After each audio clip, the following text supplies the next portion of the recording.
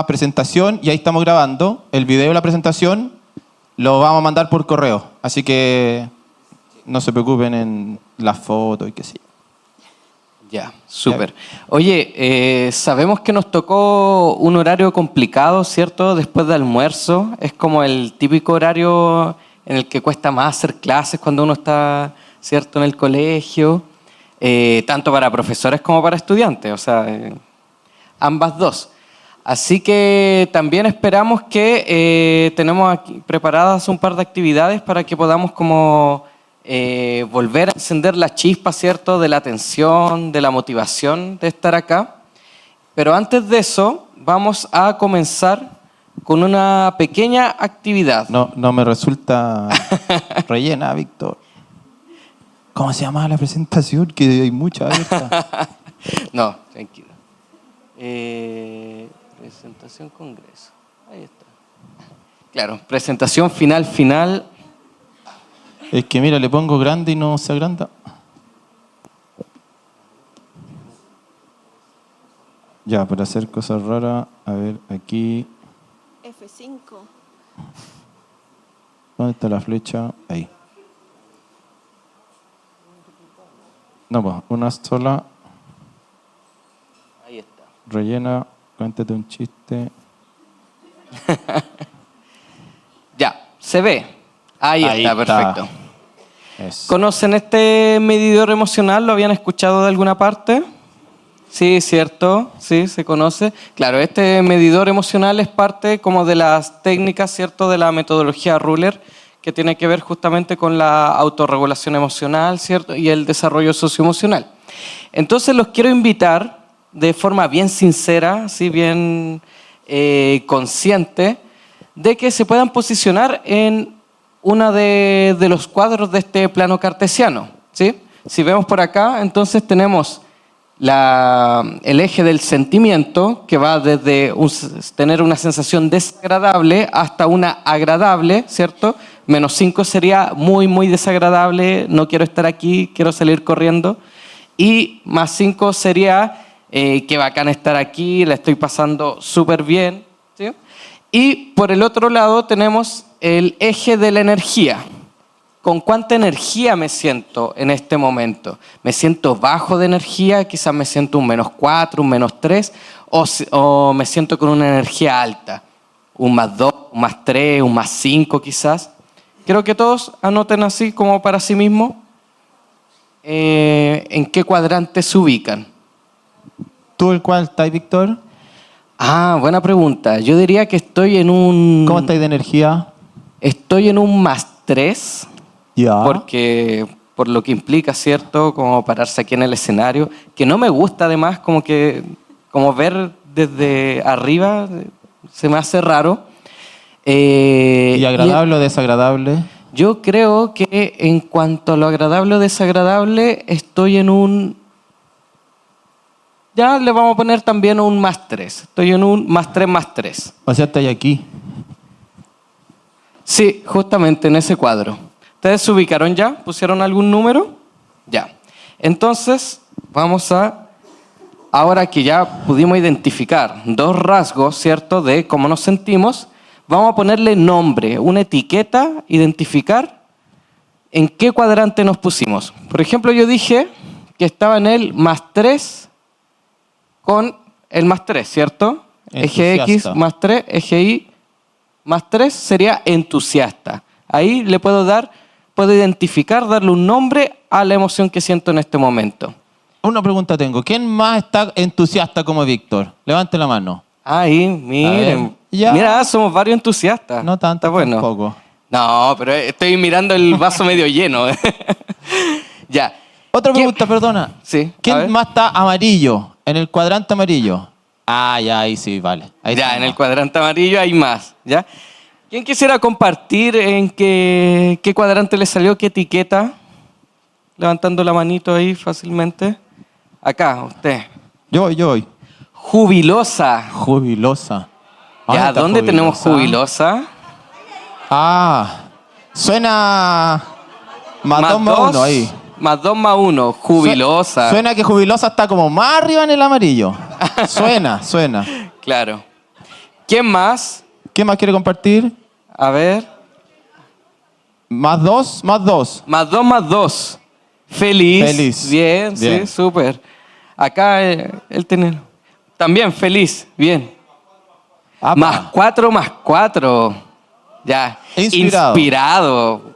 Estamos Ya. súper bien. Oye, pero hay alguien que quizás no está con tanta energía en este el momento celeste. porque vemos que estamos todos así extasiados. ¿Quién está en celeste? ¿Nadie? Bien. O sea, sí, Ahí. todas las emociones son válidas. ¿Cuál de todas las celestes? Triste. Oh.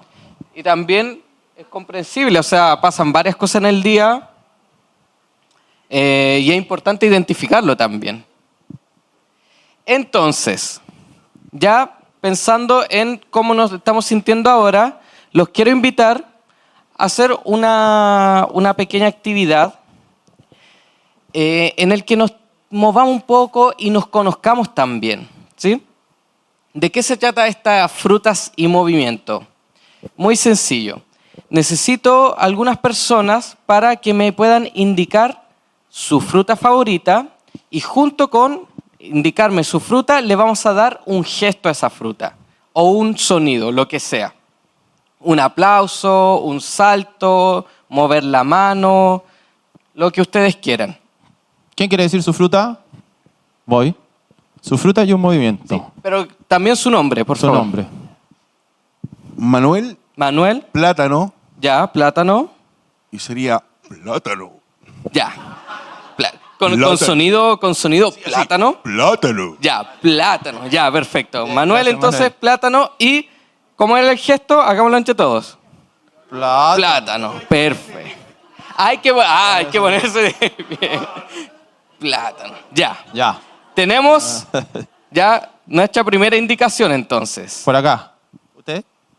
Hola, yo soy Raimundo. Raimundo. Mi fruta preferida, sandía, obviamente. Sandía. Y el Buena gesto podría ser algo así como... Ya. Entonces, tenemos que Raimundo nos dijo sandía. ¿Y cuál es el gesto de sandía? Ya, súper bien. Ya. Llevamos dos. Plátano. ¿Cómo era plátano? Plátano. Plátano. ¿Y sandía?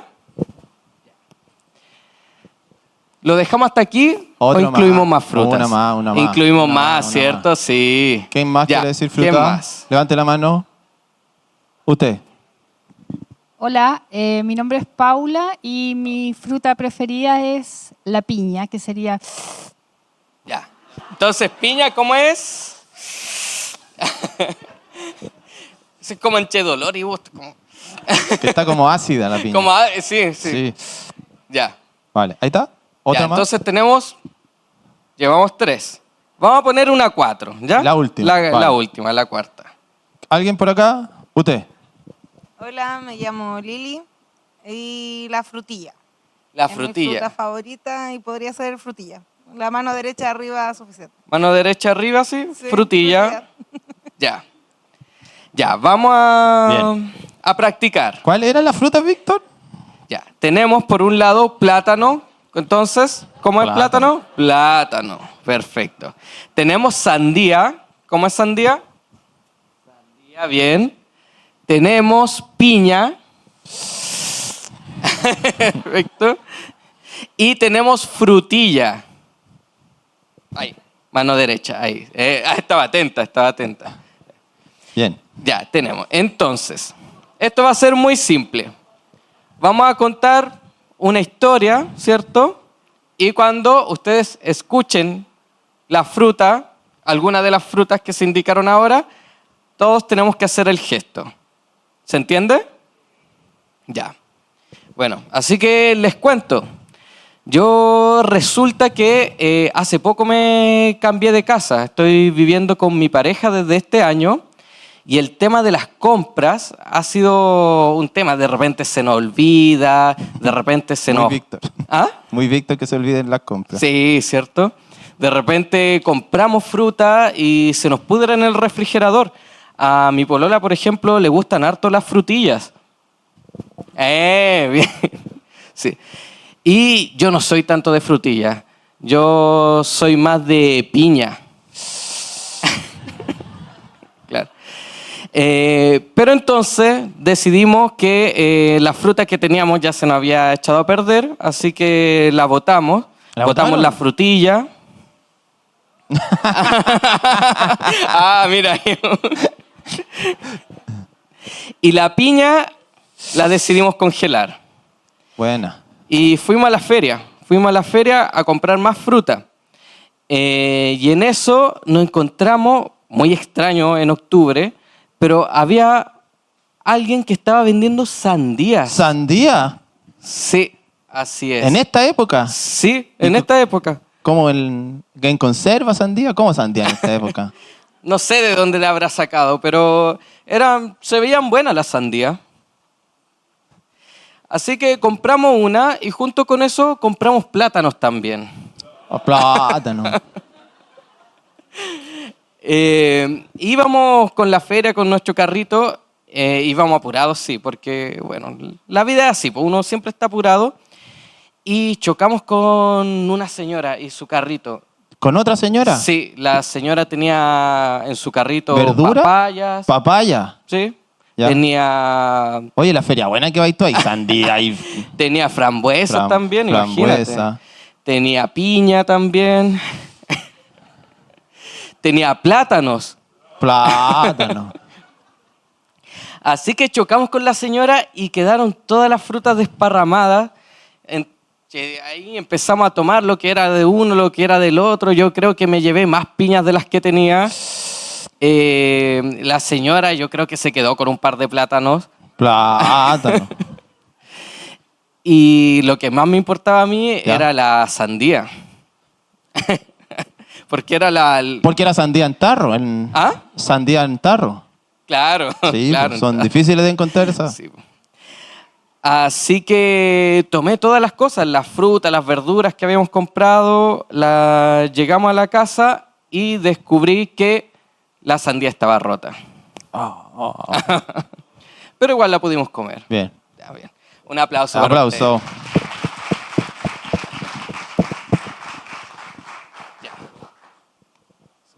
¿Conocían esta actividad? ¿La habían hecho alguna vez? ¿No? Más o menos, que de distintas maneras se puede realizar, ¿cierto? Sí. Entonces, ahora que ya nos movimos un poquito, que ya nos conocimos también, ¿cierto? Conocimos los gustos, ¿cierto? De cada uno. Me gustaría que volviéramos a situarnos en este medidor emocional para ver si ha cambiado algo. Se escucha bulla del otro taller, que son más desordenados que nosotros. Pero se van a ir al tiro a convivencia escolar porque no está permitido a este horario hacer ese tipo de cosas. Claro. Entonces me gustaría saber si con la medición que hicieron antes de la actividad y ahora cambió en algo, cómo se sienten, ya sea en sentimientos o energía. No sé si alguien quiera contar Sí, yo veo si ahí que... Permiso. si se posicionó en otro cuadrante. Usted dice que sí. Está muy bonita su bolera de Arnold también. Sí, a mí me cambió la energía. Energía. ¿Subió o bajó? Subió. Subió. Sí. ¿Cómo estaba antes? ¿Qué número? Estaba en 5 y 2 Ya estábamos y me en 5 de sentimiento y 2 acá. y 2 de energía. Y Ya. ahora sigo en 5 de sentimiento, pero subí a 4 de energía. Ah, bien. Hubo un cambio de energía, ¿cierto? A través del movimiento. Mejoró. ¿A alguien más le pasó algo con esto? ¿Bajó? ¿Subió? ¿Se quedó igual? Sí, yo también subí. Pasé del 2-2 a 3-3. De 2-2 a 3-3. O sea, subió en sentimiento de agradable y también en energía. Sí. Claro. Súper. Entonces, ahora podemos podemos identificar una nueva etiqueta emocional de cómo nos sentimos en este momento. Claro. Por ejemplo, acá, quien había dicho 5-2 de encantada, subió a exaltada. Y acá de feliz, acá Raimundo, pasó a entusiasta. Y eso con una pequeña actividad al principio del juego. Al principio del seminario. Entonces, ahora que ya estamos más en confianza, que nos movimos un poquito, Es hora de hablar de un tema quizás que puede ser un poco más denso, que es los conflictos. Diga. Ya, una pregunta. Uy. ¿Sí? Espéreme, para que entre la grabación. Una duda, ahí en el espacio rojo, en el 1-1, ¿qué significa tocado? Tocado puede ser como con una sensación pequeña de incomodidad, pequeña de desagrado, ¿no? Como cuando uno dice como generalmente, así como me siento tocado, ¿no? Como algo del desagrado hay ahí, ¿no? Algo afectado. Claro, podría ser afectado también la palabra, ¿sí? Perfecto. Sí, habían palabras que yo no sabía. Desasosegado. No la había escuchado. Pero la busqué y existe. Entonces, volvemos al tema de los conflictos. Es un tema que desde acá lo estuvimos pensando, ¿cierto? Desde los conflictos en el aula, pero en verdad el conflicto hay en todo momento. O sea, pensamos de repente en nuestro día a día, un espacio de conflicto clásico, ¿cierto? El metro, en hora punta, ¿cierto? Siempre puede existir algún tipo de conflicto ahí por las dificultades generales del ambiente. Pero también si pensamos como a modo global, también estamos llenos de conflictos. O sea, mientras estamos en este seminario están ocurriendo cosas en el mundo, están ocurriendo conflictos que no sé si se están resolviendo de la mejor manera posible, diríamos bastante que no. Y por supuesto, la sensación de conflicto, la sensación de violencia, la sensación de agresión también pasa a la sala de clases. Aquí hay algunos porcentajes, ¿cierto? Algunos indicadores de un estudio, ¿cierto? Que se llama Cuidemos a nuestros niños del 2022, posterior a la pandemia o saliendo de ella, que nos habla de la percepción general. Dice, el 75% de los ciudadanos señala que ha notado niveles más altos de reactividad emocional en los pequeños. 60% dice ver a los niños con actitudes más desafiantes. El 42% dice que ha aumentado como las conductas agresivas físicas, ¿sí? Y cuando estábamos desarrollando esta presentación, yo no estaba tan seguro de poner estos porcentajes o no, o de la necesidad de hacerlo, porque yo creo que si aquí hay gente, probablemente mucha, que trabaja en colegios, como que cada uno debe tener una experiencia con este tipo de conflictos. O sea, podríamos estar toda la tarde hasta la noche quizá en una catarsis, ¿cierto? Hablando de lo que nos ha pasado, de repente conflicto en el aula, tanto con pares, tanto con estudiantes, o conflicto entre estudiantes también. De hecho, ¿ven esta férula? No, mentira, no es de un conflicto. Pero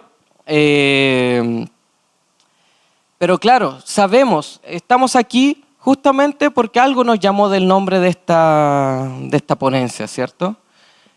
Entonces, el conflicto está como durante el día a día y también, lamentablemente, en los espacios educativos. Pero también hay conflictos que son mucho más cotidianos, mucho más del día a día, y aquí también uno puede hacer el mea culpa, porque también a veces uno no media bien los conflictos, o a veces incluso uno lo está buscando. Y ahora que entramos un poquito más en confianza, me gustaría preguntarles, así, si quieren levantan la mano, si quieren no, pero ¿a quién alguna vez ha peleado con un desconocido en redes sociales? Ya, veo a varios. Yo también levanto la mano. Y es como un placer culpable un poco, ¿no? Como que a veces uno lo busca así, a veces uno se mete a una noticia, ve los comentarios y cae. Y es culpable porque como que uno no saca nada de eso, ¿no? Como que uno empieza a discutir y la vida de estas dos personas que están discutiendo se mantienen igual, ¿no? Pero les quiero contar una historia porque a mí una vez me pasó algo bien particular con esto. De que estaba en un grupo de Facebook, grupo más común, grupo de una villa, e intenté llevar una discusión con una desconocida de la manera en que uno se responde normalmente los correos electrónicos. ¿Cómo uno se responde los correos electrónicos? Estimado, ¿cierto? Le agradezco por el comentario, pero, ¿cierto? Saludos. Uno es lo más cortés que existe cuando escribe un correo electrónico. E intenté llevar eso un poco a esta discusión, a una discusión de Facebook que no llevaba a ningún lado, de un tema político que ya no me acuerdo. E intenté mantener esa cordialidad con la otra persona mientras la otra persona estaba insultando, riéndose, como uno normalmente también lo ha sido de repente. Y resulta que llegamos a un punto de la discusión en que esta persona me dice, oye, ¿sabes que me quiero disculpar? Porque tú en ningún momento me trataste mal y voy a borrar mis comentarios anteriores. Raro, rarísimo. O sea, si no lo contara, si no me hubiera pasado a mí, yo diría que es mentira. Pero pasó. Quizá era una estrategia, ¿no? Para dejarme peleando solo y que se vieran solo mis comentarios después, así como, ¿qué le pasa a esa persona que está discutiendo sola? Pero llegamos a un punto en el que ocurrió eso. Y fue interesante, ¿no? Porque me hizo pensar en distintas cosas que pasan con el conflicto. Y con los conflictos que a veces ocurren de manera diaria, que incluso uno los busca. Y les tengo una pregunta para ustedes a propósito de eso. ¿Es posible evitar los conflictos? ¿Sí? Dicen por acá. ¿Quién quiere el micrófono para tratar de responder? Quizá como sí, no y argumentar un poquito. Voy. Bueno, hay algunos modelos que dicen que sí, pero desde la experiencia claramente uno elige las batallas. Entonces, si uno sabe que viene algo donde no se quiere meter, lo evita. Ya.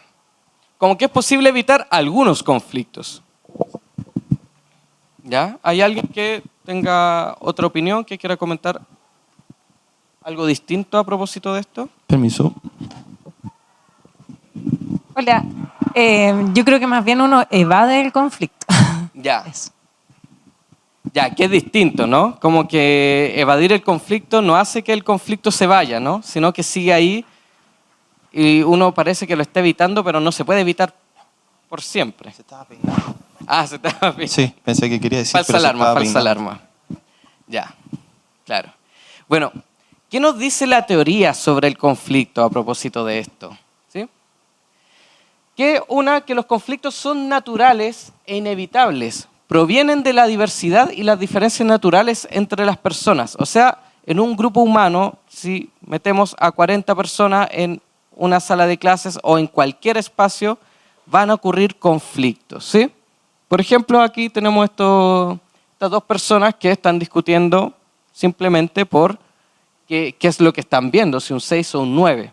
Y a veces así pueden surgir como pequeñas diferencias que nos llevan a tener un conflicto, porque un conflicto no es más que una diferencia natural de opiniones que se puede dar en algo, ¿sí?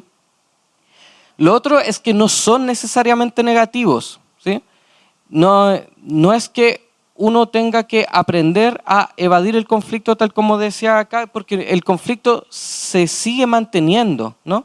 No lo podemos evadir como siempre, y además de que resolver el conflicto, desarrollar el conflicto, trabajarlo, también nos trae efectos positivos, tanto en nosotros como en los otros, de generar un intercambio de opiniones. Quizás si estos señores se pusieran a hablar desde su perspectiva y pudieran ponerse en la perspectiva del otro, moverse del lugar de donde están hablando, se darían cuenta que ninguno de los dos está tan equivocado y tan en lo correcto. Un comentario tengo, porque también quizás si esas personas están en una sala de clase, a veces ese conflicto es ineludible e inevitable y habría que resolverlo para que desatar una tensión de un algo. Claro, exactamente. Entonces, pero también tenemos que existen factores de riesgo que pueden aumentar la posibilidad que un conflicto se convierta en un episodio de violencia o se mantenga en el tiempo. Y los factores de riesgo son múltiples, ¿no? Se habla de factores de riesgo que puede tener, por ejemplo, un agresor, ¿cierto? Que puede tener una persona agredida, habilidades, si hay bajas habilidades de comunicación, si no se ha trabajado eso, probablemente también es más complejo. También existen factores adversos que son parte del entorno. Hablamos, por ejemplo, de los conflictos actuales que suceden en el mundo o los conflictos que suceden a nivel país, político. Todo eso también genera una sensación. Sensaciones de violencia, sensaciones de impunidad, sensaciones de distintas cosas que afectan también cómo se resuelve el conflicto entre estudiantes, entre compañeros. Entonces, hay distintos factores de riesgo que influyen en que un conflicto natural pueda convertirse en un episodio de violencia o se mantenga en el tiempo. Y 4, algo muy relevante para esta presentación es que la falta de habilidades y competencias para afrontar un conflicto es un factor de riesgo, ¿sí? Y eso es fundamental. Si las personas que están en un conflicto de opinión, de intereses, no cuentan con las habilidades comunicativas, no cuentan con la autorregulación necesaria para poder sobrellevar el conflicto, probablemente haya más posibilidades de que sea un conflicto que escale a un nivel de violencia. ¿Y de qué competencias o de qué habilidades estamos hablando entonces cuando hablamos de las habilidades que se necesitan para resolver un conflicto? Bueno, algo muy importante a la hora de hablar de eso son las competencias socioemocionales de CASEL, que es un centro colaborativo para el aprendizaje académico, social y emocional, ¿cierto? Que ha investigado distintos programas para el desarrollo de habilidades socioemocionales y ha generado una taxonomía de cuáles serían las principales 5 competencias a desarrollar en los estudiantes. ¿Cuáles son estas? El autocontrol, ¿cierto? O sea, que tiene que ver con la autorregulación, la propia identificación de emociones también para poder regularse. La conciencia de sí mismo, ¿cierto? ¿Qué me está pasando a mí? ¿Cuáles son los estados mentales que están ocurriendo dentro de uno mismo? Las habilidades para relacionarse, donde entra todo el tema de las habilidades comunicativas también, si estoy ocupando una comunicación más pasiva, más agresiva, más asertiva. La conciencia social, o sea, cómo lo que uno hace afecta a su entorno y cómo el entorno también lo puede afectar a uno mismo. Y la toma de decisiones responsables, o sea, ocupar toda esta información de una forma efectiva para tomar decisiones que afecten o no tanto a uno mismo como a los demás. Y estas competencias socioemocionales son relevantes en el sentido de que también nos ayudan en varios aspectos académicos también y dentro de la sala de clases. Flexibiliza nuestras respuestas ante distintas situaciones, favorece una mejor autoestima también en los estudiantes, promueve el bienestar personal, familiar y social. Es súper importante esto, ¿no? En la ponencia anterior, cuando Yarixa hablaba, ¿cierto?, de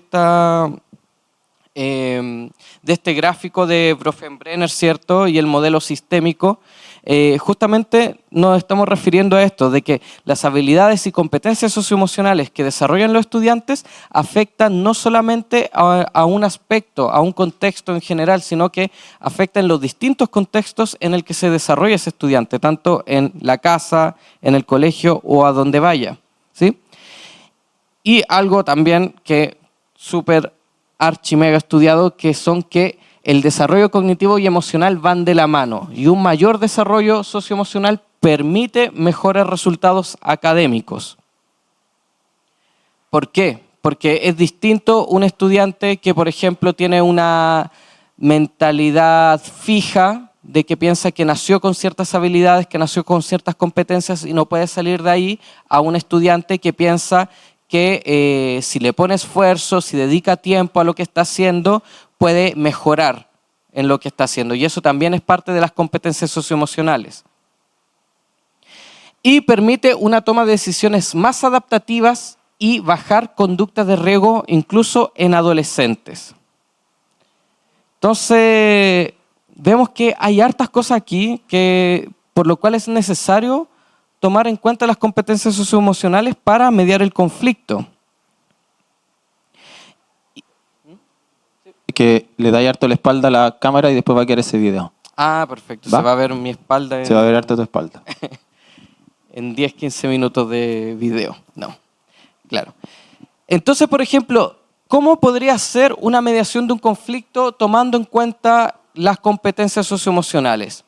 Esta también es una herramienta del marco de Ruler, ¿cierto? Que nos habla de distintas herramientas para el desarrollo socioemocional. Esta es el blueprint o el plano emocionalmente inteligente. ¿De qué manera se desarrolla esta herramienta para mediar un conflicto? Nos dice, ante un problema o conflicto con otras personas, se le pide a los involucrados que respondan preguntas y se centren más en el conflicto en sí mismo que en lo que está, solamente en lo que ellos piensan. Pero para eso también tienen que identificar qué les pasó, ¿sí? Entonces, dice, reconocimiento y etiqueta. ¿Cómo me sentí ante este conflicto que ocurrió? ¿Cómo se habrá sentido la otra persona? Poder identificar eso. Comprensión. ¿Qué causó que me sintiera así? ¿Qué causó de lo que yo hice que hizo que la otra persona se sintiera de esta manera? Expresión y regulación. La manera en que me expresé me dañó a mí, dañó a otros. La manera en que se expresó él, lo dañó a él, dañó a otros. ¿Por qué? ¿Sí? Y después la reflexión y planificación. O sea, el conflicto ya ocurrió. Hagamos que estamos hablando de, quizás, no sé, un niño que le tomaron un peluche y fue y le pegó al otro para que le devolviera el peluche. Eso ya ocurrió, ¿cierto? Puede hacer todo este ejercicio de identificar cómo él se sintió, cómo se sintió la otra persona, pero ¿qué es importante? ¿Qué podría haber hecho para manejar mejor la situación y qué puede hacer ahora? ¿Sí? Llegar a ese punto. ¿Esto ya ocurrió? ¿Qué hacemos ahora como acto de reparación ante lo que ocurrió?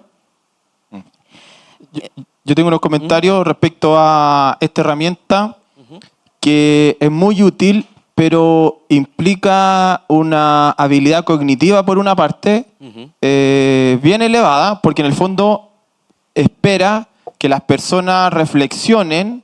Primero, la identificación de lo que me pasa es un ejercicio hiper complejo, porque a todos nos han preguntado, ¿qué te pasa? Nada. Y no es que no te pase nada, sino que no tienes la forma de ponerle una categoría, un nombre y expresar lo que te pasa. O como hay 3 ejercicios cognitivos muy complejos en ese ejercicio. Entonces, ¿qué te pasa? Nada. Quizás no te quiero decir, pero capaz no tengo idea de lo que me pasa. Pero sí, sin duda que me pasan cosas. Entonces, el uso de esta herramienta tiene que ser en un momento correcto, ¿cierto? Porque si es en el momento de que te pasa nada, esta herramienta no me va a servir, ¿sí? Y también asumir cuáles son las capacidades cognitivas de las personas que se facilita esa mediación. Claro. Porque son más grandes, más chicos, o pueden tener distintas capacidades cognitivas. Y no solamente desde como las habilidades de cada individuo, sino también de los momentos. ¿Se imaginan ocupar este plano emocionalmente inteligente con un estudiante totalmente desregulado? No se puede, ¿cierto? Ya, pero ¿cómo te sentiste? Y el niño así, ¡ah! No. Ya, pero ¿qué crees que sintió la otra persona? ¿Qué quieres hacer ahora? Uno se lo puede imaginar, ¿no? Pelear, a combo. Pelear, claro. Claro. Por eso es importante también los momentos en los que se ocupa esto, ¿sí? De hecho, dice aquí abajito, esta es una herramienta que yo también como psicólogo educacional que trabajo en convivencia escolar, lo ocupo harto con el primer ciclo y dice ahí también, como para tener en cuenta, en caso de desregulación emocional, recuerde primero contener y evitar riesgos y posteriormente utilizar la herramienta. ¿Diga? Voy. Que este es el que llega más lejos. Permiso. Bueno, hola, yo soy educadora de párvulos de los jardines de Fundación Integra. Llevamos trabajando las emociones más de 5 años. Nosotros trabajamos desde la cuna las emociones. Primero ellos conocen sus emociones y van aprendiendo qué nombre tienen. Claro. Ahora yo estoy en un medio mayor y trabajo ya las regulaciones de sus emociones. Antes de llegar a ellos ya saben y reflexionan. Son niños de 4 años. El problema es que cuando pasan al colegio como que las emociones se olvidan. Bueno, mi hija salió de Jardines de Integra, ahora va en séptimo, o sea, en sexto básico, y ella ayuda mucho a sus compañeras porque las emociones las hemos trabajado hace muchos años nosotros, como los niños pequeños. Entonces, yo siempre digo, van al colegio y como que se olvidan de todo, del juego, de las emociones, y van a un régimen que se está tratando ahora de cambiar. Sé que se está cambiando de primero a segundo hasta cuarto básico, quieren cambiar toda la reforma educacional, hacer nuevos currículum para lograr que el juego continúe. O sea, ellos aprenden mucho a través del juego. Y las emociones, como le digo, los conflictos han bajado mucho de los niños. Ellos saben cuando cometen y dicen, sí, yo me equivoqué, tengo que hacerlo diferente. Piden disculpas. Tengo niños TEA y ellos saben que a los niños TEA les gusta jugar solos. No los interrumpen en su juego, no le quitan el material, porque ellos saben. Y eso lo hemos logrado, llevamos mucho tiempo. Pero Fundación un trabajo Integra, constante. Claro, Fundación Integra estamos de aniversario, cumplimos 34 años y hace 5 estamos trabajando a full la emoción, es lo que más le hemos entregado y lo del el juego. Entonces, la idea es que esto continúe. ¿Su nombre? Angie Godoy, sí. Muchas gracias, Angie, por contar su experiencia y también porque nos va como anillo al dedo para lo siguiente que vamos a explicar. De que esto está muy bueno, ¿sí? Pero esto no se logra de la noche a la mañana. No podemos llegar con un plano emocional para mediar el conflicto basado en la empatía si nunca hemos trabajado la empatía, si nunca hemos trabajado la identificación de emociones. Y de ahí viene esto muy, muy relevante. Las competencias socioemocionales se aprenden y se hacen hábito, ¿sí? No se puede trabajar de un momento a otro, ¿sí? Y ahí yo les daba este ejemplo, ¿no? De imaginemos llegar con este plano emocionalmente inteligente a un niño que se encuentra desregulado. Bueno, yo cuando empecé a trabajar en convivencia escolar, me encontré con un pequeñito de primero básico que estaba llorando a full, un grifo que yo no podía apagar de ninguna manera, ¿cierto? Y yo le decía, ya, pero vamos, inhale y exhale con las manitos, ¿cierto? Inhale, ¿cierto? Y después vamos a bajar las manitos para exhalar. Y el niño me miraba y seguía llorando. Y estaba en esa situación y de repente veo que un compañerito de él, yo creo que un poco por lástima mía, ¿cierto? Como, ¿qué está haciendo? Se pone al lado mío y empieza a imitarme, ¿no? Y empieza así como inhalar, exhalar. Entonces éramos 3. El niño llorando, ¿cierto? Este niño imitándome y yo así intentando hacer esto. Claro. Obviamente, el niño que estaba llorando no me iba a pescar nunca en ese momento. Después llegó una educadora mucho más versada, ¿cierto? Que ya conocía al niño, sabía lo que tenía que hacer, ¿cierto? Cambiar su foco de atención, poder volver a trabajar con él. Después saber qué fue lo que le había pasado en ese momento. Pero algo curioso que pasó es que al otro día yo iba caminando por el pasillo y estaba en este mismo curso de primero básico jugando a la pelota. Y este niño que me había estado imitando el día de ayer se cae justo cuando yo iba pasando y se pone a llorar y me mira y empieza a hacer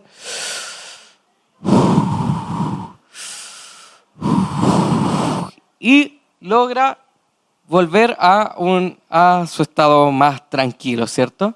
¿Qué fue? ¿Qué fue lo que cambió ahí? ¿Por qué un niño sí, por qué un niño no?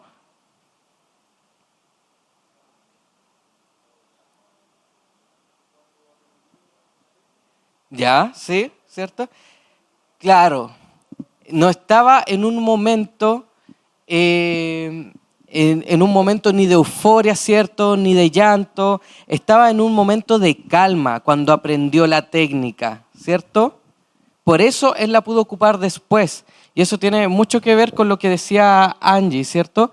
De que las competencias socioemocionales se hacen hábito. Nosotros, si empezamos a decir, oye, que son importantes las competencias socioemocionales, cuando el conflicto ya está, es que estamos llegando tarde, ¿cierto? Entonces, generar un espacio para mediar un conflicto no empieza cuando inicia el conflicto, ¿sí? eso también es algo que tenemos que ir trabajando entre todos, porque claro, nosotros nos recordamos de lo importante de la comunicación, lo importante de la empatía, lo importante de identificar las emociones justamente cuando se genera una falta de empatía, una falta de identificación de emociones, y es algo que tenemos que ir trabajando diariamente para hacerlo. Entonces, de ahí viene una pregunta, ¿cómo lo hacemos? ¿Cómo podemos trabajar competencias socioemocionales? Y aquí pensamos que el juego nos tiene mucho que decir, nos tiene mucho para explicarnos. ¿Vamos bien hasta ahora? ¿Sí? ¿Se entiende? Quizás Víctor estaba pensando en la idea de que el niño que te imitó tuvo un espacio para poder simular, para poder ensayar, y una vez que tenía algunas nociones, cuando tuvo que enfrentarse a la situación real, lo pudo hacer. Claro, claro. ¿Y por qué nadie aprende algo cuando está muy enojado? Porque el cuerpo, cuando está frente a una desregulación emocional importante, la mente, el cuerpo, todo está hecho para poder bajar, está intentando controlarse, está intentando volver a la normalidad. Tenemos un pique emocional y el cuerpo está intentando bajar. Y en ese momento no estamos en posición de aprender nada. Es como cuando uno está, no sé, muy enojado con alguien y la otra persona te está dando soluciones y uno no quiere escuchar soluciones. ¿Qué es lo que uno quiere en ese momento? Quiere un abrazo, ¿cierto? Sí. De repente uno quiere que lo escuchen nomás. A ver acá. Voy. Dale. Daniel ahí. Voy corriendo. Atletismo. Pádel. Ya, con respecto a eso mismo, pensaba como que una como docente trata de evitar que el estudiante llore o exprese una emoción de tristeza. Y respecto a eso, sé que neurológicamente es como, está permitido, como que durante 20 minutos nuestro cerebro se pueda como autorregular de alguna manera o equilibrar respecto como a esa emoción tan fuerte que uno está sintiendo. Ahora, mi pregunta es, ¿por qué, no sé, siempre he visto en las escuelas donde he trabajado que se evita que el estudiante llore por 20 minutos si es que lo necesita, por ejemplo? Entonces, de inmediato la respiración para que se calme. Entonces, como me gustaría saber como tu opinión respecto a eso. Antes de entrar como en lo del juego como aliado, porque igual me parece importante como permitir que se exprese y que se libere eso, no sé, como de la amígdala, etc. Sí, gracias. Sí, es súper interesante la pregunta porque, claro, como desde el espacio educativo como que se tiende a ver esta expresión emocional como una disrupción, ¿cierto? Una disrupción que a veces complejiza poder seguir la clase, poder como continuar con una actividad, distintos aspectos de ello. Y no debiese ser, ¿no? No debiese ser como tomarlo desde ahí, sino permitir la expresión, pero también entendiendo que el contexto educativo requiere también como de poder seguir con ciertos aspectos, ¿cierto? De poder seguir con ciertas actividades, y por eso es importante como determinar herramientas ante eso. Y esas herramientas difícilmente el niño o la niña que está llorando las va a saber en ese momento, a pesar de que uno lo intente decir en ese momento. Pero si, por ejemplo, trabajamos desde antes, que en el momento en el que me suceda algo que me pone muy triste y necesito llorar, tengo este espacio de contención, o puedo hacer esto, o puedo esperar en este espacio para tranquilizarme de una manera natural y después poder hablar sobre lo que me pasó, es distinto. El niño va a saber qué hacer en ese momento. Y es algo que se tiene que trabajar como de manera habitual, porque si no, no ocurre. No es algo que vamos a tener en mente cuando nos ocurra eso, ¿sí? Pero si lo vamos trabajando en otros momentos, sí va a ser más fácil tenerlo a la mano cuando lo necesitemos. Yo también tengo un comentario, perdón, que tiene que ver, dos comentarios al respecto. Una, como la ansiedad que nos provoca como educadores, la desregulación en una situación que quizás no es la adecuada, ¿sí? ya hace años que que no trabajo en colegio, o sea, sigo trabajando en tema educativo, evidentemente, pero uno siente mucha ansiedad y quiere evitar que esa persona, niña, niño, joven, adulto, se quede pegado en esa emoción. Y tiene que ver con el otro comentario que hacer, que con la desregulación. La desregulación emocional tiene que ver con que generar una expresión emocional inadecuada para una situación específica. Claro, para poder llegar a esa regulación emocional tengo que pasar por desregulaciones emocionales, tengo que aprender a comportarme en ciertos contextos, ¿sí? Tengo que entender que no puedo decir garabatos estando con el micrófono aquí y hablando formalmente. Me cuesta mucho, he cometido muchas veces ese error y probablemente se me van a salir un par, pero tiene que ver con esa experiencia de error. Entonces, como educadores nos genera esa ansiedad que quizás esa emoción o el monto de esa emoción no es lo más correcto desde el juicio adultocéntrico, ¿sí? Y yo creo que esa es lo verdaderamente grave, como jugar desde una perspectiva adulta, profesional, cuál es la respuesta específica que debiese tener un niño, niña, joven, adulto, ¿sí? Y por eso intentamos llevarlo a donde nosotros creemos que es el lugar correcto, ¿sí? Y algo que no solamente pasa o nos pasa como educadores, profesionales de la educación, sino que también probablemente a quienes son papás, mamás, les pasa con frecuencia, ¿cierto? El miedo a que el hijo o la hija esté triste, ¿cierto? Esté muy enojada, ¿no? Como si el estado normal fuese como siempre estar contento, y muchas veces no es así, ¿no? No sé, a mí me ha pasado de repente que niños que están pasando por situación de duelo son derivados de repente, convivencia escolar o algún otro medio, porque llegan llorando al colegio. Y eso es lo más normal, ¿no? Como que cualquiera que estuviera pasando por esa situación estaría así, ¿no? Como que lo anormal sería lo contrario. Sería de que este niño no está expresando nada. Como que ahí es preocupante, ¿no? ¿Por qué no está expresando? ¿Qué es lo que ocurre, cierto? Pero también tendemos a confundir esos aspectos.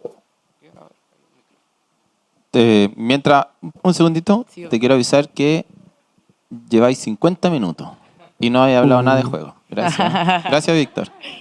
No, yo solo quiero complementar o compartir que también creo que es importante como para que todo esto que estamos hablando se vuelva una práctica real. Es que también es importante como socializarlo con los estudiantes como algo cotidiano y que ellos estén informados al menos como de ciertos protocolos o herramientas que ellos entre comunidad puedan ir poniendo en práctica, porque pasa después que, claro, los adultocentristas como que empiezan a generar teorías, pero también es muy bueno que esto sea parte un poco de las clases de matemática, de las clases de tecnología, como que transversalizar un poco la posibilidad de que ellos cuenten con la información y las posibilidades para, en el fondo, expresar sus emociones, tener pares o espacios significativos de contención.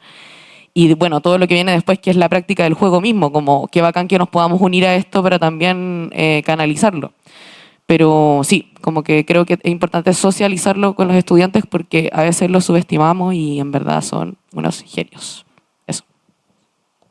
Sí, súper, muchas gracias. Y claro, es difícil saberlo cuando no se da el espacio para ello. Entonces, y por esto mismo es importante el juego, porque ¿qué espacio más de participación más relevante para un niño, para una niña, si no es el juego? ¿Qué nos dice, por ejemplo, la Fundación Lego sobre las actividades de juego que desarrollan aprendizajes? Aprendizajes de todo tipo, no solamente socioemocionales, sino en general. ¿Qué es lo que tiene que tener como lo mínimo una actividad de juego o para poder generar esto? Nos dice que sea socialmente interactivo, ¿cierto? Que haya interacción social. Ya. Que sea alegre, ¿cierto?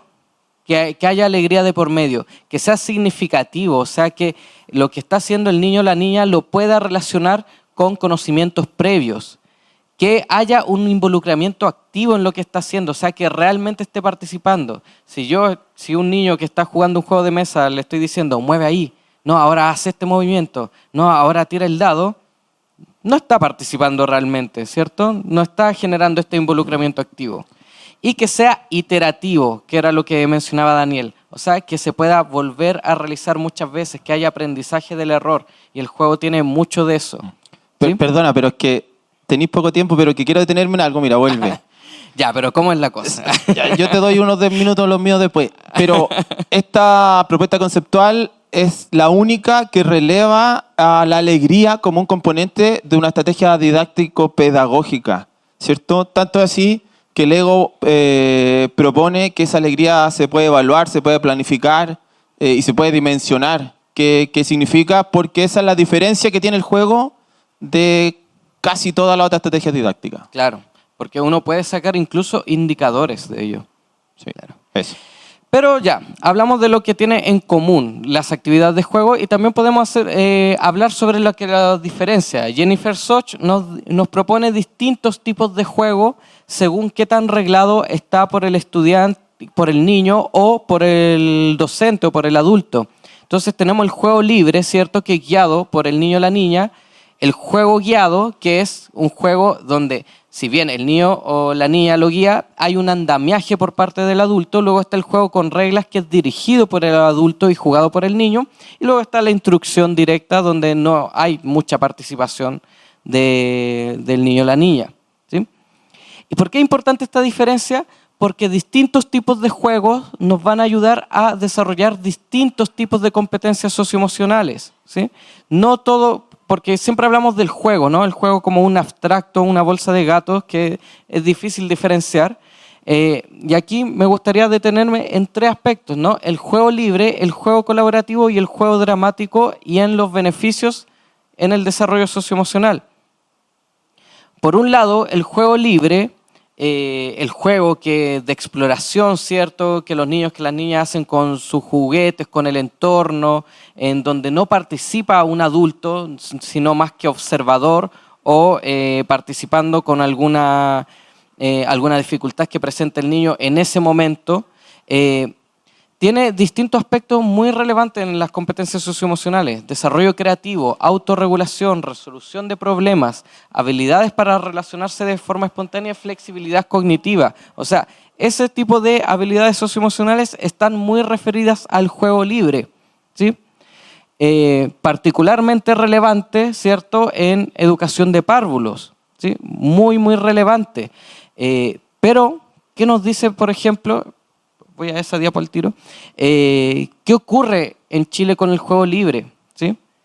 De acuerdo a un estudio de creencias de madres y padres y educadores sobre el juego en preescolar chileno, nos dice que al menos solo un 10% reportó que los niños y niñas entre 2 a 5 años jugaban de forma libre todos los días, siendo que la recomendación es que siempre haya un espacio de juego libre por todos estos aspectos antes mencionados. Pero el juego libre no es solamente la única manera en que el juego aporta al desarrollo socioemocional, porque si bien tenemos estas habilidades, pero ¿qué pasa con otros aspectos? ¿Qué pasa, por ejemplo, con la identificación socioemocional? ¿Qué pasa con la cooperación, con las habilidades comunicativas?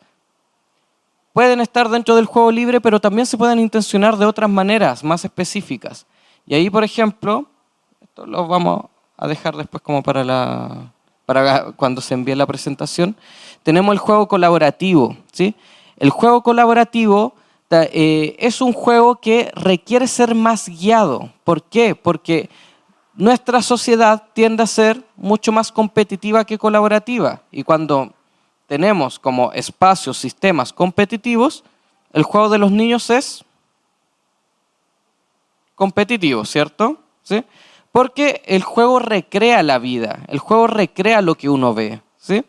Entonces, enseñar a los niños juegos colaborativos permite romper ese esquema, permite recrear de otra manera. Y el juego no solamente recrea, sino que recrea la realidad, pero también en el juego se va creando algo que después puede ser tomado hacia la realidad. O sea, es un continuo, ¿sí? ¿Qué es un juego colaborativo? Juego en el que ganamos o perdemos todos juntos al mismo tiempo. No jugamos contra una persona, sino contra un elemento externo al juego, ¿sí? Y al menos existe una posibilidad de ayuda entre las personas que juegan, ¿sí? Entonces, bueno, aquí aparece justamente lo que les mencionaba, ¿sí? El juego colaborativo permite ensayar nuevas formas de relacionarse y es muy visible. O sea, ustedes inténtenlo, jugar, no sé, media hora un juego colaborativo y después hacer otra cosa con las mismas personas con las que jugaron. Van a estar en una disposición más colaborativa porque como que permite justamente lo que decía Daniel, ensayar nuevas formas, nuevas actitudes para con otras personas. Algunos tipos de juegos colaborativos o formas en que juegos de mesa colaborativos logran esto es, por ejemplo, darle roles o habilidades únicas a cada uno de los jugadores para avanzar. O sea, tú nomás puedes hacer esto, entonces, y tu equipo necesita de ti. Entonces, si cada uno tiene un rol en específico, es necesario que nos juntemos para desarrollar las habilidades. Por ejemplo, en este juego Magic Maze hay una ficha, pero cada jugador tiene una de estas tarjetas. Entonces hay un jugador que solamente puede mover hacia arriba, otro jugador que solamente puede mover a la derecha, otro que solamente puede mover a la izquierda. Entonces, se necesita de todos para que esa ficha llegue al lugar donde tiene que llegar. Poner una meta en común o algún tipo de contrarreloj o enemigo a vencer. Este juego, que es muy bueno para educación de párvulos, mi primer frutal, se trata de tirar un dado, sale un color y uno recoge un tipo de fruta. Pero si sale el cuervo avanza. Y si el cuervo avanza y llega hasta el árbol de las frutas, se va a comer todas las frutas. Entonces, estamos compitiendo contra el cuervo, contra un elemento interno del juego y no contra los mismos jugadores. O generar mecánicas donde haya que compartirse información única, que es parecido a esto, ¿no?, de los roles. ¿Sí? Y también podemos realizar juegos colaborativos con poco o ningún material. Juegos tan simples como llevar una pelota, ¿cierto?, entre dos personas, o dar botes, ¿cierto?, con una frazada o con una toalla, incluso inventar pasos, distintas cosas que nos permitan generar esta disposición colaborativa. Y por último, pero no menos importante, es el juego dramático. ¿Cómo vamos de tiempo? ¿Cómo vamos? Ya, estamos bien, ¿cierto? Ya. Y el juego dramático es este juego en el que prima lo simbólico, en el que prima la ficción. Y es relevante porque nos permite simular distintas situaciones en las que después el niño o la niña se ve involucrado, ¿sí? Se trata justamente de poner a los niños en situaciones para ensayar de qué manera actuarían, ver de qué manera actúan los demás y eso después poder llevarlo a la realidad. ¿Qué es lo que nos dicen las investigaciones? Que el juego de roles es sumamente relevante en la identificación de las emociones, en la regulación emocional, la autorregulación, en el desarrollo de la empatía al ponerse en el lugar de otros e intentar pensar cómo se siente un otro, cómo se siente alguien desde un rol distinto al que yo ejerzo todos los días. La escucha activa y la aceptación también es algo que se puede trabajar desde el juego de roles. ¿Sí? Este es un paper del año 2023 que es una revisión bibliográfica sobre el juego de roles en educación de párvulos, ¿sí? Y también nos habla sobre cómo es especialmente significativo en el área del comportamiento prosocial, o sea, hacer cosas para otros, ¿cierto? Hacer acciones que repercutan en el beneficio de otros, y en la autorregulación, ¿sí? En poder como regular las propias emociones y cómo me comporto o cómo lidio con ciertas emociones y cómo resuelvo a través de ello, ¿sí? Entonces, también ejemplos de juegos que ocupan este rol dramático. Desde el Observatorio del Juego tenemos Luz, Cámara, Emoción, pensado para estudiantes de enseñanza básica y media, ¿sí? Del cual Víctor es autor. Claro, también, ¿sí? Y es un juego súper simple, ¿no? Se saca una tarjeta de situación, dice, se pierde todo el dinero reunido por la directiva del curso. ¿A alguien le pasó eso alguna vez en su curso? Como que todos tienen una historia así en algún momento de su vida, ¿cierto? Ya, ¿esto qué nos genera este juego de roles?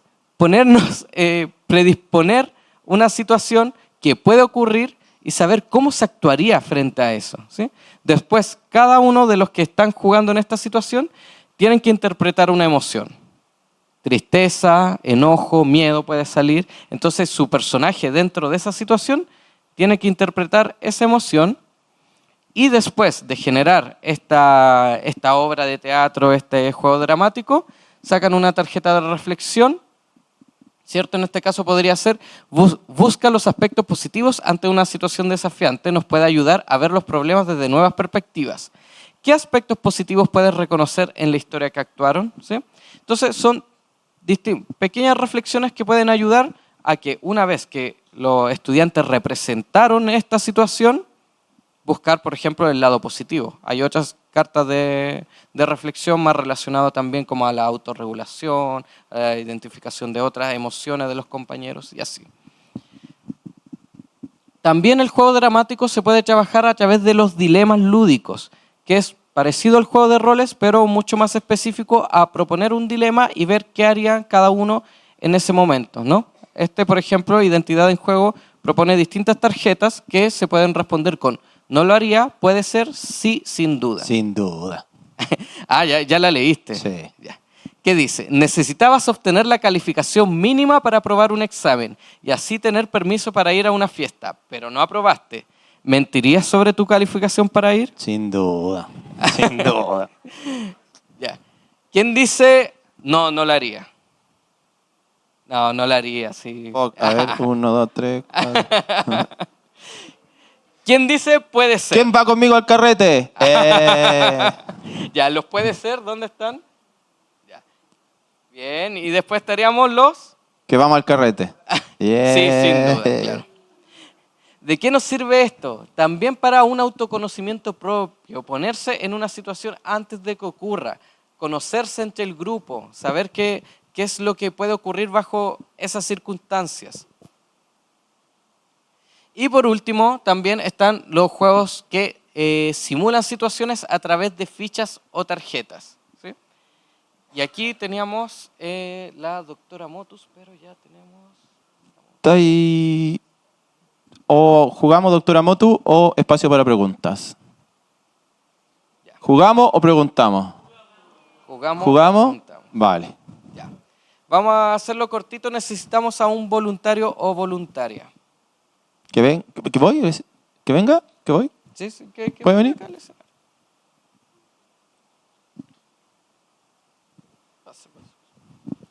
Ahí está el micrófono. ¿Su nombre? José. José. Ya. Vamos a poner una tarjeta acá. Esta tarjeta va a ser la que José tiene que ver y él en secreto va a elegir una de estas emociones, ¿sí? La que más se asocie con lo que le genera esta tarjeta. José no nos va a decir nada, ¿sí? Vamos a poner una regla, vamos a hacer máximo 2 preguntas del público, pero que José solo puede responder con sí o no, ¿sí? No pueden ser preguntas más abiertas que eso. Ya. ¿Qué pregunta le quieren hacer a José para saber qué emoción podría tener bajo esto? José, ¿te gusta la lluvia? ¿Sí o no? Ya. Dice que sí. Ya. ¿Alguna otra pregunta? Ya. Jugó bajo la lluvia. Ya. Tenemos esa información de José. José, ¿tú ya elegiste la carta que te representa en esta situación? No la digas. Ya. Entonces, pueden anotar o si quieren pueden conversar sobre cuál creen que es la emoción que eligió José. ¿Quién piensa que eligió tristeza? ¿No? ¿Quién piensa que eligió sorpresa? Ahí, 2, 3, 4, 5, 6, 7, 8, 9, 10. Ya, bien, hay votos para sorpresa. ¿Quién piensa que eligió miedo? No pasa nada con miedo. ¿Enfado? ¿Disgusto? Tampoco. ¿Entusiasmo? Ya, esa parece que es la la respuesta general. Entonces estamos entre entusiasmo o sorpresa. José, ¿cuál fue la emoción elegida? Tristeza.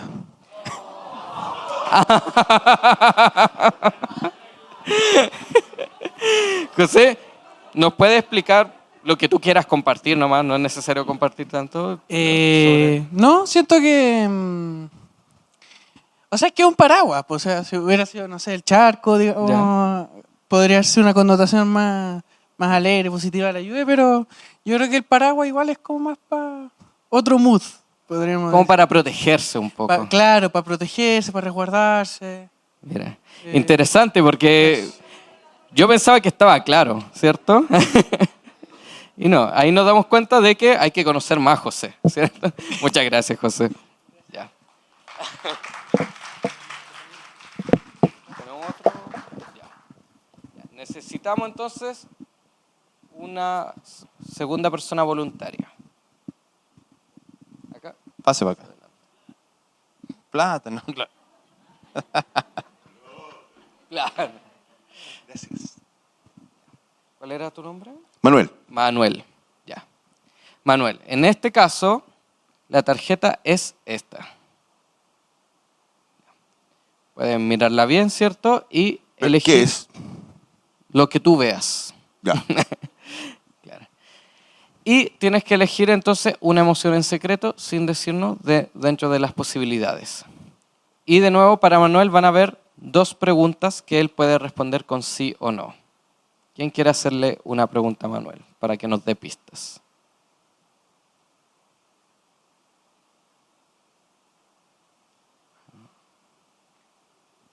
Ya, acá.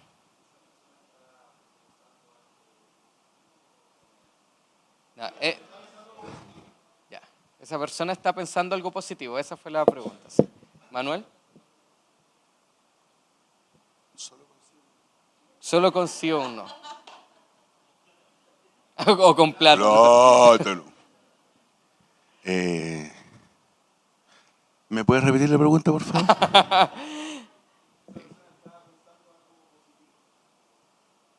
Yes. Ya, está pensando algo positivo. Ya, a ver. ¿Quién más quería hacer una pregunta a Manuel?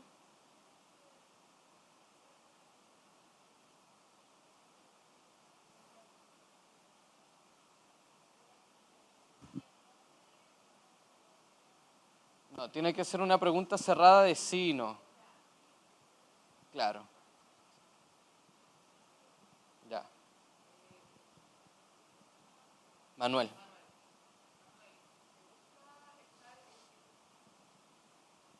Yes. Ya, perfecto. Entonces tenemos 2 datos sobre Manuel y ahora entonces tenemos que empezar a votar. Normalmente esta versión de Doctora Motus que estamos jugando es colaborativo y entre todos nos tendríamos que poner de acuerdo, ¿no? Ya como somos harto en este momento, vamos a hacerlo por votación. ¿Quién piensa que a Manuel esta carta le genera entusiasmo? Ya, ahí hay valientes, ¿no? 3, 4, 5. Disgusto. ¿No? Enfado. Ya, ahí José dice, sí, enfado. Miedo. Ya, también hay votos por miedo, casi lo mismo que hay por entusiasmo. Tristeza. Ya, también hay votos para tristeza. Está peleado entre las 3 emociones, ¿cierto? Ya, Manuel. Ah, sorpresa nos falta. Ya, sorpresa. ¿Quién empieza por sorpresa? Hay varias por sorpresa. Sí. Ya está complicada la votación. Como votación de alcalde. Ya. Manuel, díganos. ¿Como alcalde? No. Como alcalde.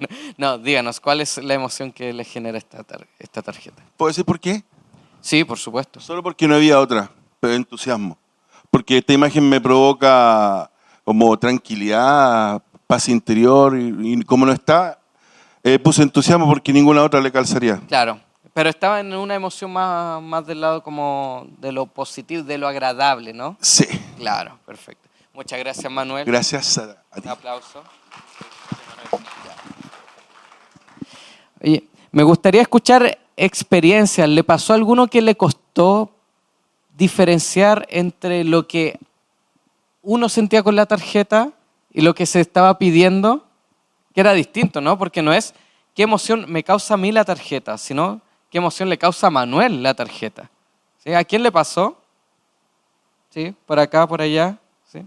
Claro, porque yo cuando puse la tarjeta escuché hartos oh. Sí, al tiro uno conecta, ¿no? Y hay que diferenciar, ¿no? Entonces, este juego justamente nos ayuda a diferenciar, a pensar más en lo que está pensando o lo que está sintiendo la otra persona y no uno mismo, ¿sí? Y ese es el ejercicio que se está realizando. ¿Mm?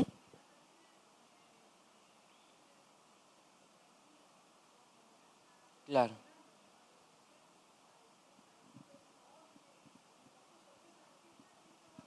Claro. Podemos compartir justamente aspectos, sí. Entonces también ahí vemos cómo podemos compartir justamente las reacciones emocionales que nos pueden causar esto. Uh-huh. Uh-huh.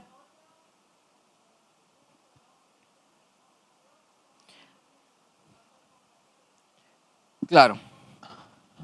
Claro. No, es solamente Pasar que nomás está... que... Claro, porque en el juego propiamente tal hay 12 emociones. Sí. Y estas son las que salieron al azar. Claro, están puestas 6 acá, ¿sí? Sí. Bueno, de hecho, sorpresa es como una emoción que generalmente se considera más neutra, ¿no? En el sentido de que no es como ni desagradable ni agradable, sino que está como dentro de esta neutralidad. Bueno, Sí. lo último para cerrar, Víctor, porque estamos en el tiempo. Un comentario respecto a este juego es que Manuel preguntó como, ¿qué es eso? ¿Qué significa? Y justamente eso es lo que Víctor intencionó con este juego, es que las imágenes sean súper inespecíficas. Porque como yo decía hace un rato, el ejercicio cognitivo de ponerle un nombre, una categoría, una expresión, una emoción es súper complejo. Y una imagen inespecífica ayuda justamente a eso, como a decir, pero sin palabras, sino que con imágenes, ¿sí? Manuel.